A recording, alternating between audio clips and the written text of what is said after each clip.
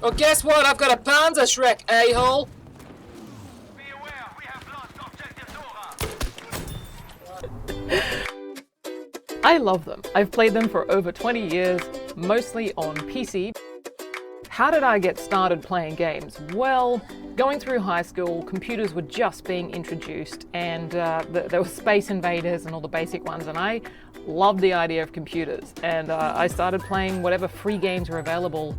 I started getting serious about video games when I went to law school, ironically. I would go study during the day, and I met somebody who was sharing a lot of the tutorials and the lectures that I was also going to. After studying during the day, I would then go to his place and he would show me how to put, what a graphics card was, what the motherboard was, how to put the wiring in, all of that sort of stuff. So I was learning how to build computers. He also introduced me to playing my very first multi-person first-person shooter. So that was the Tom Clancy Rogue Spear, for anyone who wants to go back 20 years. I think that came out in 1999.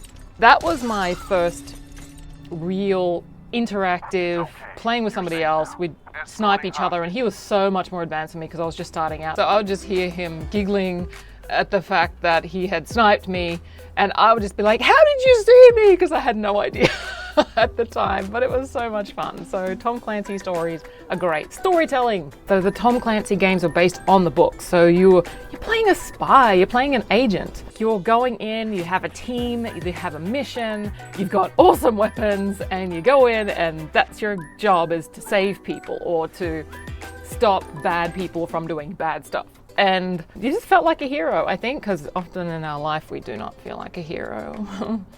And the hand-eye coordination that went along with that. So upskilling in a different way, in a really fun way. And just the number of laughs that we had, stuff that goes wrong. That was me. That wasn't the enemy throwing that frag. That was me. Sometimes it just wouldn't go right. Graphically, it would bounce off the door frame and come back into the group, and all you heard was this ting-ling-ling. You're like, oh no, it's ricocheted off a wall into the team. Ah! And all I just say is run. Frag, run.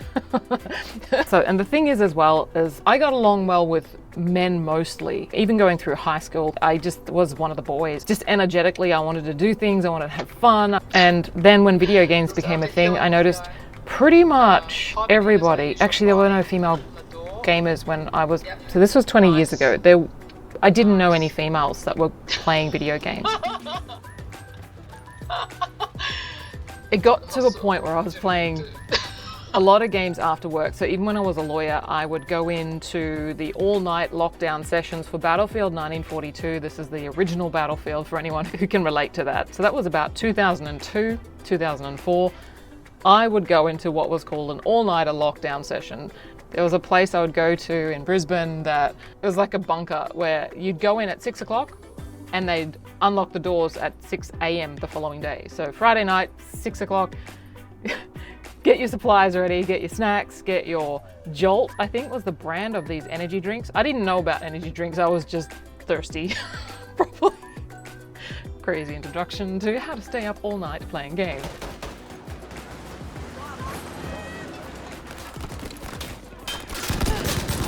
Got him.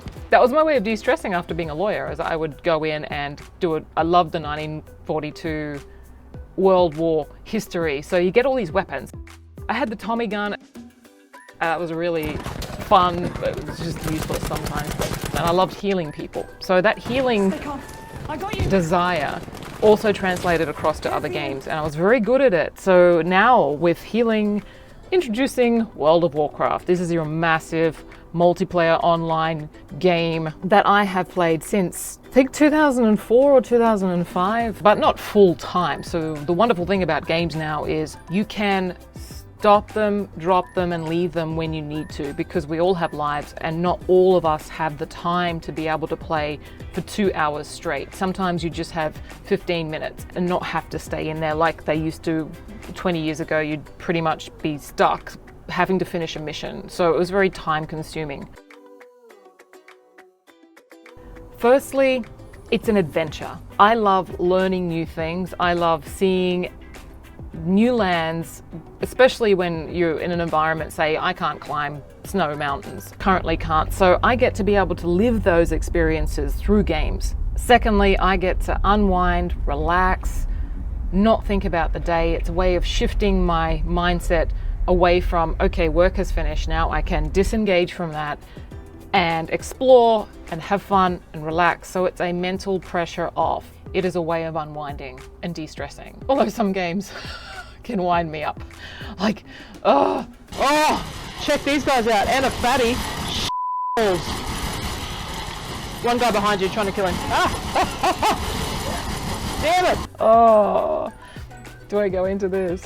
Thirdly, what I love about games is they have created a space for community. They have created a way, especially with now Discord servers and groups online, you can take your online experience offline and meet people. You know, when you're hooked up on a headset and you're listening and having a conversation with somebody across the world as you're both on a mission together, you start developing friendships, even if it's just online and you don't get to see them. And I think that helps remove a lot of the anxiety that a lot of people have about making friends as well, is that they don't know what you look like, they just hear your voice, they get to understand you as a person. So the pressure and the judgment, that is somewhat removed when you're playing with somebody. For example, when I played World of Warcraft in the early days, I'd probably say about 2006 or 2007, I was hardcore playing with these people. We formed a guild, and so that meant when we're online, we could see each other, we're online, and we'd all decide to, let's do a run in this instance, kill this boss, you know, let's have some fun, let's pick up some gear because you get some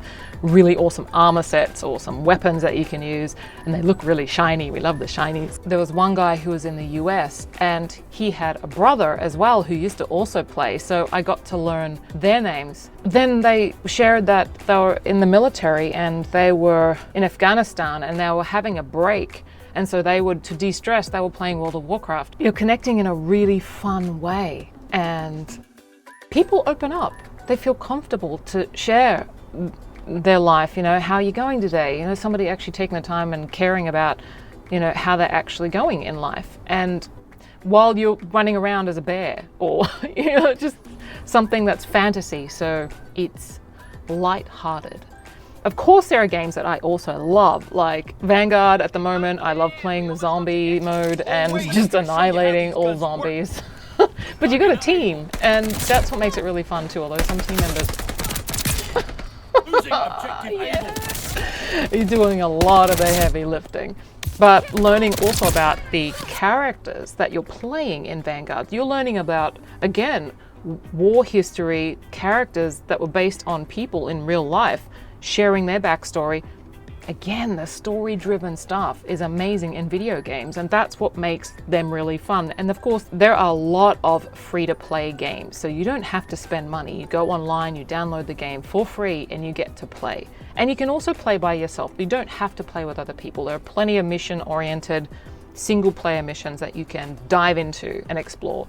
So games like Warframe, if you're into space environment, if you're into decking out a suit of armor that you have, trying different skill sets, going on quests around different planets and systems, then you're going to really enjoy Warframe. Then there is the New Zealand created game Path of Exile, which is similar to a paid game Diablo. You can play with other people if you decide to, or you can just use it as a standalone mission that you go on yourself and you quest and go around. If you love playing characters, Path of Exile has a lot of fun characters. They're like, kind of like medieval knights, in that general realm of things, so a bit more ancient style, but with bosses, dungeons to explore, areas to open up, treasures to find.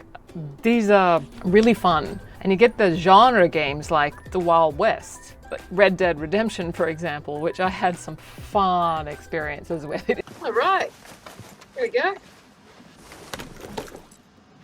I'm glad my horse wasn't on fire. I would feel really bad.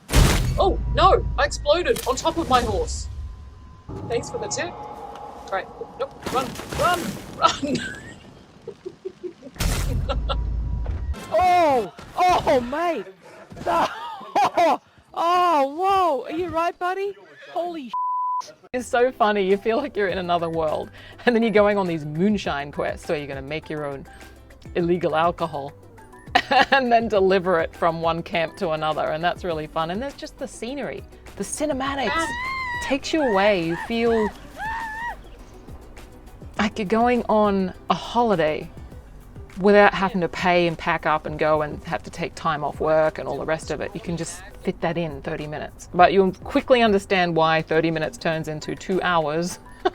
You get so absorbed into, it's like if you enjoy fishing, you can actually do that in a game, and it's relaxing. It's all the sound, the river's flowing, you cast your rod, the fish hooks, and you got the movement and the timing and whether you hook it, what kind of bait you use. So you can get involved in games that are very niche in your interests. So it's not just about, not everyone's going to play Mario Kart. Not everyone's into shoot 'em ups or violent games. And there are so many games now that aren't based on that.